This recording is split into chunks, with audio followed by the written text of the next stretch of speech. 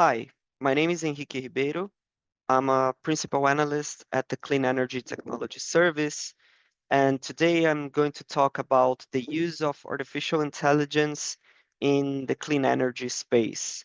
So, artificial intelligence is obviously everywhere, and it's also gaining a lot of traction in the clean energy sector with some very promising applications, such as improving wind and solar generation forecasting, where we found that the forecast error can be as high as 700% if you compare the actual generation with day ahead forecasts. These tools are rooted in machine learning and developing complex algorithms to forecast generation faster and much more accurately. And in theory, as AI advances, these AI-based tools will eventually become commoditized. But for now, they're still in their infancy with lots of room for innovation.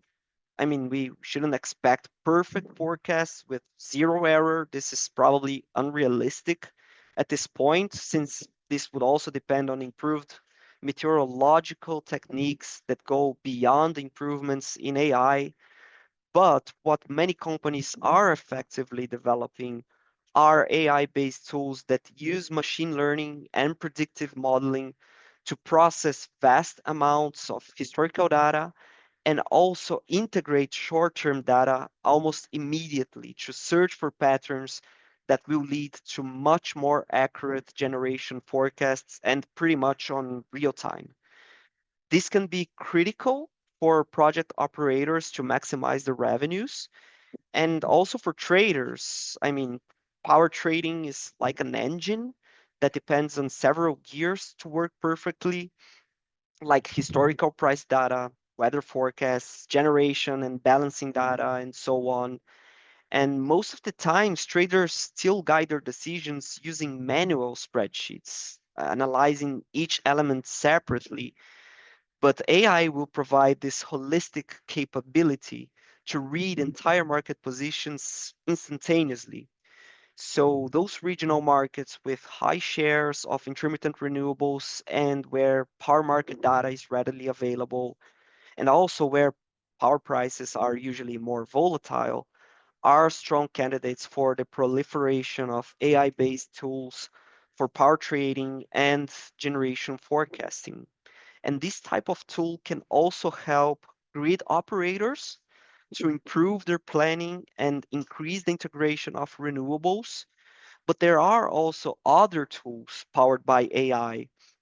There are designed specifically for grid planning, dealing with elements that go much beyond generation forecasting alone by looking at the demand side. So this second group of models is designed to process historical data about demand forecasting through machine learning and also to determine different profiles for load and renewables generation, which will then be used to create different scenarios. And these scenarios that consider both supply and demand can help operators to achieve better results much faster, both in their short term and long term planning activities.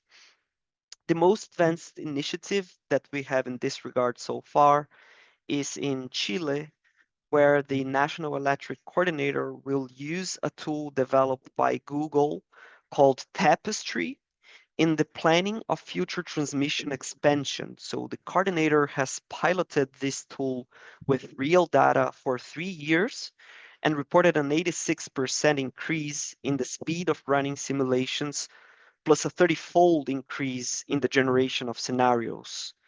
Their goal is to use Tapestry also to automate the programming and the real-time operation of the grid itself in Chile.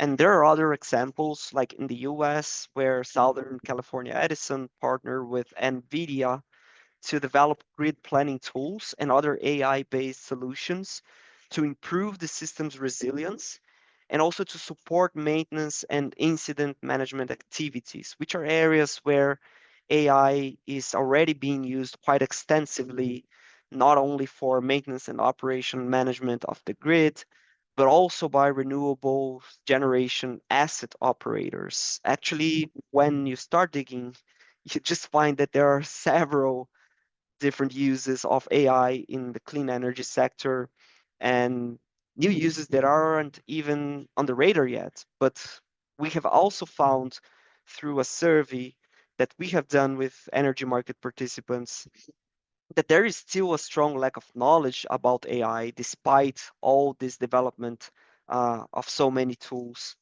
And a strong lack of knowledge about AI and about what can be achieved with AI.